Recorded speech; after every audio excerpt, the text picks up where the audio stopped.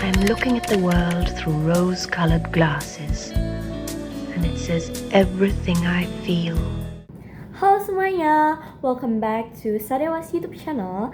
Jadi di sini aku Emel Kuncara akan membahas kasus tentang mahasiswa UI yang divonis penjara seumur hidup terkait kasus pembunuhan.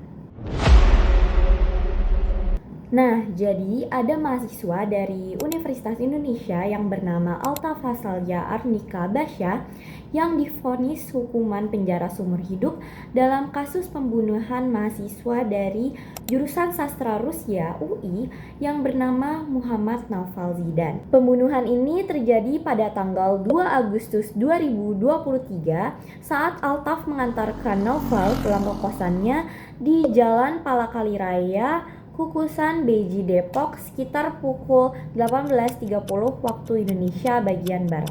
Pada hari itu, Altaf sudah menyimpan sebuah pisau lipat yang dimasukkan di dalam jok motornya, dan sesampainya mereka berdua di kosannya Naufal, Altaf ini mengambil pisau tersebut lalu memasukkannya ke dalam saku celananya. Keduanya disebut sempat mengobrol di dalam kamar kos Naufal, lalu kemudian Altaf berpura-pura hendak pulang, tetapi malah mengeluarkan pisau dari saku celananya, lalu menusukkannya ke Naufal. Naufal sempat melakukan perlawanan dengan cara menggigit tangan Altaf, namun Altaf malah menikam leher dan dada Naufal berulang kali sehingga Naufal pun tumbang.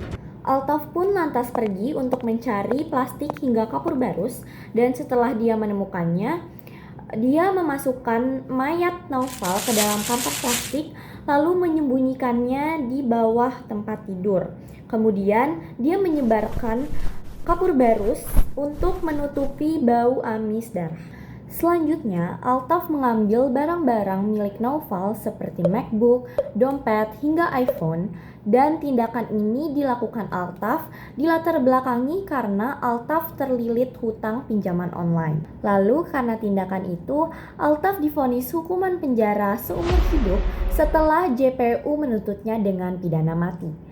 Ia dinyatakan bersalah karena telah melanggar pasal 340 KUHP tentang tindak pidana pembunuhan berencana. Nah, dari kasus tersebut kita dapat menyimpulkan bahwa tindakan itu termasuk ke dalam konflik ekonomi yang dapat terjadi ketika suatu individu atau kelompok merasa mengalami kesulitan terkait kebutuhan ekonomi dan kemudian memicu tindakan kriminal seperti yang dilakukan oleh Altaf.